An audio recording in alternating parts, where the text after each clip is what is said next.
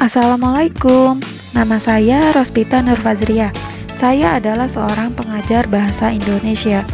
Kali ini saya akan menayangkan sebuah video pembelajaran bahasa Indonesia untuk kelas 7. Selamat menyaksikan. Jangan lupa like dan subscribe.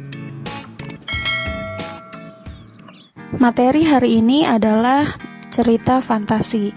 Pernahkah kalian membaca cerita fantasi sebelumnya? Pernahkah kalian mendengar tentang Harry Potter? Harry Potter termasuk cerita fantasi yang sangat terkenal.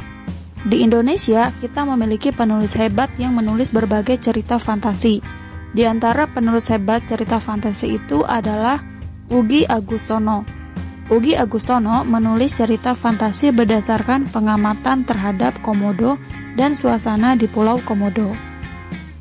Teks cerita fantasi adalah cerita fiksi yang bergenre fantasi atau dunia imajinatif yang diciptakan penulis atau pengarang.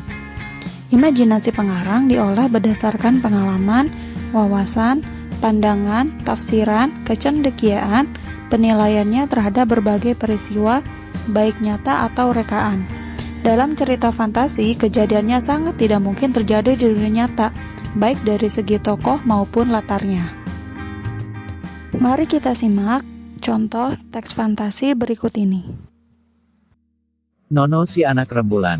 Nono, si anak rembulan, berangkat sendiri berlibur ke Welingi, tempat tinggal Mbah Sastro.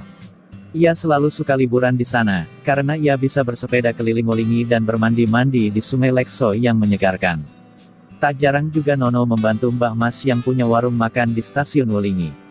Suatu hari, Nono ditugaskan untuk membeli tahu goreng Kejari ke tempat Mbah Pur, kakek buyutnya. Nono pun berangkat dengan sepeda.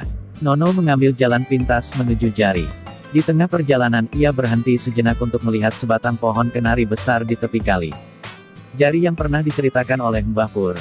Menurutnya, dahulu ada seorang anak bernama Trimo yang menghilang di dalam pohon kenari itu. Trimo menghilang ketika ia sedang berlindung dari serangan Belanda.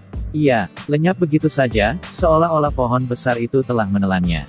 Nono beristirahat dan merendam kakinya di kali Jari yang dangkal. Sepedanya diparkirkan di pohon kenari tadi.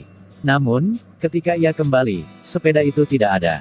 Ia pun dikejutkan dengan kedatangan seorang anak bernama Trimo, yang memperingatkannya untuk bersembunyi. Akan tetapi, Kapitan Dejeri dengan mudahnya dapat menemukan tempat persembunyian mereka. Sadarlah Nono bahwa ia sedang berada di zaman Belanda. Pohon kenari besar tadi menghilang, digantikan oleh tenda-tenda, gerobak kuda, serta orang-orang dan pasukan Belanda yang tiba-tiba berdiri mengelilinginya. Nono nyaris dihukum gantung gara-gara kaos Manchester United yang dikenakannya saat itu. Setelah itu, dia terperangkap di warung Mbok Rimbi yang merupakan jelmaan iblis, berkawan dengan kelompok semut hitam yang ternyata adalah segerombolan pencuri. Nono juga bertemu legenda Gunung Kelut, Mahesa Suro dan Lembu Suro, berjumpa dengan Sars si putri Belanda yang dapat mengubah dirinya menjadi burung kenari, dan berhadapan dengan Sri Ratu yang dijuluki Setan Merah. Karena kekejamannya, tiba-tiba Nono diminta untuk memimpin perang, yang disebabkan oleh konspirasi orang-orang dalam kerajaan. Ada beberapa unsur pembangun yang digunakan dalam cerita fantasi. Yang pertama adalah ide cerita yang terbuka. Ide cerita yang digunakan dalam cerita fantasi itu bersifat terbuka, yang artinya adalah terbuka terhadap daya khayal penulis, tidak dibatasi oleh realitas atau kehidupan nyata. Ide juga berupa irisan dunia nyata dan dunia khayali yang diciptakan pengarang. Jadi ada yang murni dari khayalan, ada juga yang merupakan irisan atau bagian dari dunia nyata. Ide cerita terkadang bersifat sederhana, tapi mampu menitipkan pesan yang menarik. Tema cerita fantasi biasanya adalah magic, supernatural, atau futuristik.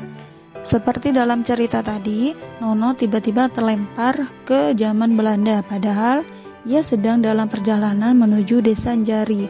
Dia sedang beristirahat di sebuah pohon, lalu tiba-tiba saja terlempar ke zaman Belanda. Unsur yang kedua adalah terdapat keanehan, misterius, dan keajaiban. Cerita mengungkapkan hal-hal supernatural, kemisteriusan, kegaiban yang tidak ditemui dalam dunia nyata. Cerita fantasi adalah cerita fiksi bergenre fantasi, sehingga pada cerita fantasi hal yang tidak mungkin menjadi biasa. Tokoh dan latar diciptakan penulis tidak ada di dunia nyata atau modifikasi dari dunia nyata, sehingga tema fantasi adalah magic, supernatural, atau futuristik. Contohnya adalah hewan atau benda yang dapat berbicara seperti manusia, ataupun seekor hewan atau benda yang memiliki kekuatan super atau magic. Unsur yang ketiga adalah latar. Latar yang digunakan dapat menembus ruang dan waktu. Peristiwa yang dialami tokoh terjadi pada dua latar, yaitu latar yang masih ada dalam kehidupan sehari-hari dan latar yang tidak ada pada kehidupan sehari-hari. Alur dan latar cerita fantasi memiliki kekhasan. Rangkaian peristiwa cerita fantasi menggunakan berbagai latar yang menerobos dimensi ruang dan waktu. Misalnya saja, di awal cerita latarnya tahun 2020, di tengah cerita latarnya zaman purba, di akhir cerita kembali lagi ke tahun 2020. Jadi, latar yang digunakan dalam cerita itu bisa berpindah-pindah. Contohnya lagi, seperti cerita pada Nono tadi. Nono bisa mengalami kejadian pada beberapa latar. Yang pertama, dia ketika waktu liburan di Uligi, lalu latar zaman Belanda, dan sebagainya. Jalinan peristiwa pada cerita fantasi bisa berpindah-pindah dari berbagai latar yang melintasi ruang dan waktu. Unsur pembangun cerita fantasi yang keempat adalah tokoh yang unik.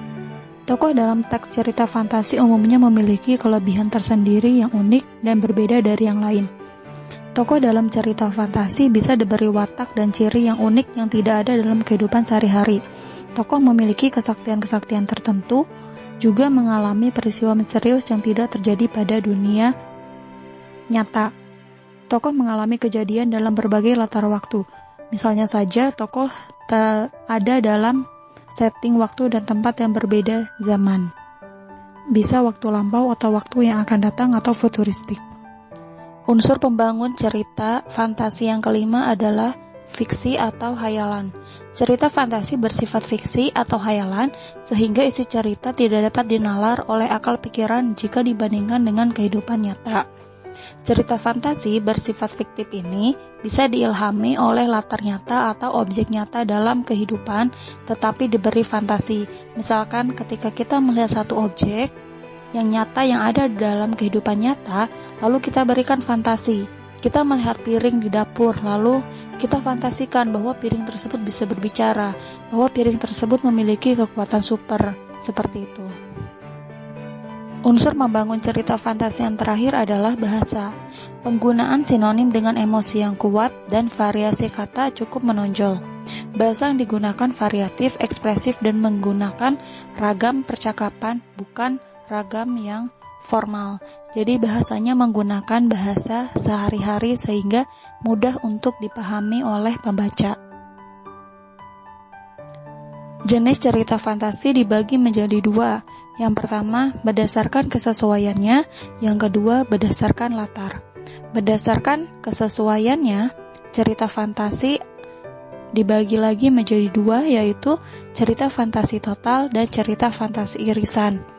Total artinya adalah seluruh cerita isinya adalah hayalan pengarang dan tidak akan pernah terjadi di dunia nyata. Contohnya saja pada cerita Ugi Susanto yang judulnya adalah Nataga the Little Dragon.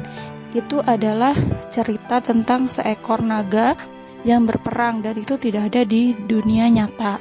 Yang kedua adalah cerita fantasi irisan. Irisan artinya sebagian, berarti sebagian nyata dan sebagian lagi khayalan. Artinya, cerita fantasinya mengandung fantasi, tapi masih menggunakan nama atau tempat yang ada di dunia nyata. Namanya seperti nama manusia biasa, tempatnya juga biasa, hanya saja ada kekuatan super di dalamnya. Contohnya adalah cerita yang sudah kalian simak tadi, si Nono. Nono adalah nama seperti orang biasa, tempatnya juga biasa, hanya saja ada latar yang menjadi beda. Itu adalah hayalannya dari ia kembali ke masa Belanda. Seperti itu. Jenis cerita fantasi berdasarkan latar dibagi menjadi dua. Yang pertama cerita fantasi sezaman, yang kedua lintas zaman. Yang sezaman artinya latar yang digunakan masih satu waktu saja, misalkan hanya masa kini, atau hanya masa lampau saja, atau masa yang akan datang saja, atau futuristik. Sedangkan kalau lintas zaman itu menggunakan dua latar waktu yang berbeda atau gabungan dari dua latar waktu. Jadi biasanya kalau lintas zaman itu masa kini ke masa lalu, balik lagi ke masa kini, itu adalah lintas zaman.